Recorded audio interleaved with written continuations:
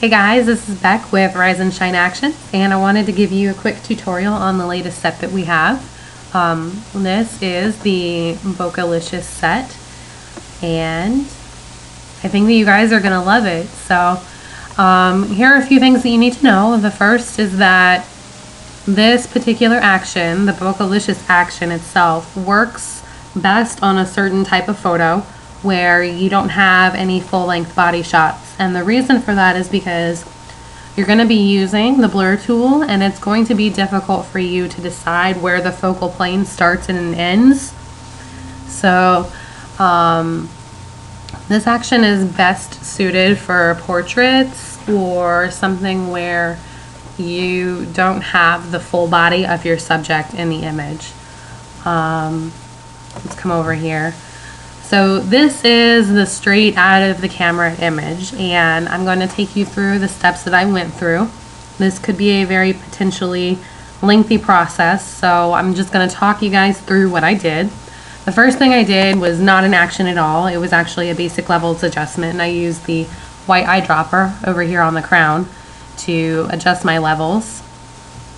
And then the second thing I did was come over here to my actions, and I went ahead and I played the Bokeh-licious action. Let's go ahead and turn this off and select my background. I'm going to show you guys what happens whenever you play the action, because it actually plays in two different parts. I've got the action drop down over here so you can see what happens. There are two stops that provide you with information about what you're supposed to be doing with your image. So let's go ahead and play it. And the first message tells you to clone out your subject. And I know you guys are probably thinking, wait a minute, why would I want to get rid of my subject? But there's a very simple explanation for this, and that it is, you want to get rid of your subject because whenever you start blurring out your background, you don't want a halo of your subject. So come back over here, and then you can finish playing the action after you clone out your subject. You'll notice that this is far from perfect. I've got lines over here from the edge of my image, and you can still see some of Autumn's hair down here.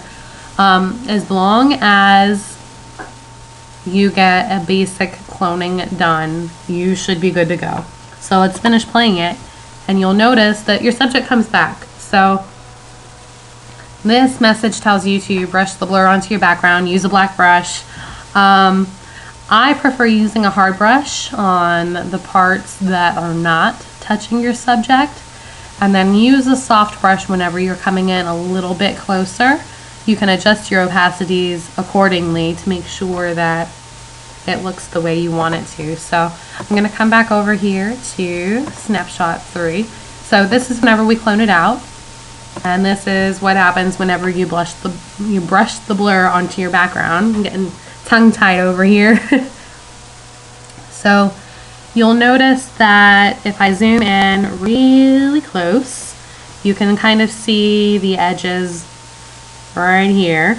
That's okay. Let's go ahead and zoom back out. So you just want to make sure that you cut in really, really close on your subject. You know, one thing that I find is always handy is actually coming over here and flipping the brush around. If you cut in too close and you actually brush the blur onto your subject, you can always go back and fix that by using a white brush. So let's come down over here. And the next thing that I did was I added a little bit of sunshine. And you can do that by coming down here and using the sunny action. Whenever it plays, it gives you two layers, and one of them is the brightened subject layer and the other is the sweet sunshine layer. So whenever you play these actions are actually going to be turned off. The layers are going to be turned off. So you'll need to turn them on based on what you'd like. Whenever you actually play this action, everything is going to be centered. So you can actually double click on it and drag it to where you want it to be. I'll show you this brightened subject one. Adjust your opacities accordingly, otherwise it's going to end up like this. And that doesn't exactly look good, so let's turn it back down to about 45 where I had it. It just brightens everything up just a little bit. So the next thing I did over here, see what we're working with here. snapshot 6. This is where I added the smolder and light bulb. This is actually a burn and dodge kind of thing. Let's go ahead and turn the smolder off so you can see where I added in a little bit of the darkness. I'm going to keep toggling it here so you guys can see what happened. And I added the light bulb right up here just to brighten up those brighter areas. And the next thing I did was sharpen it. So I adjusted my sharpness down to 40% because I thought it looked a little bit too crunchy whenever it was all the way up to 100%. I personally would stop at this point. There are obviously a couple more things that need to be done, like getting rid of some of the stray hairs and everything, but just for this tutorial's purpose, I would personally stop here. But the Bokeh-licious set actually comes with a handful of bokeh overlays. So I wanted to show you one of those. So I added it right here. The cool thing about the overlays is that you can warp them. I warped this one just a little bit, meaning it wasn't kept in proportion. Let me go ahead and turn that all the way up for you guys so you can kind of see what I'm talking about. You'll notice that the little circles are more of an oval instead of a circle. So I turned it down to where I liked it. And it's just kind of, it adds a little bit of color, a little something extra to your image. There are a handful of overlays that come with it, and you can see them right here, just a quick little preview of what I have.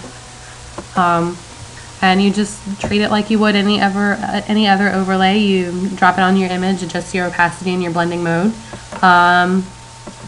Soft light looks kind of cool too. It's a little bit more believable, a little bit less fantasy-like. So this is the point that I would go ahead and save my image, and I would love to see what you guys are working with. Those of you who have purchased the bokeh set, post on my Facebook wall, email me. You can reach me at info@riseandshineactions.com. I would love to see your images. I would love your feedback.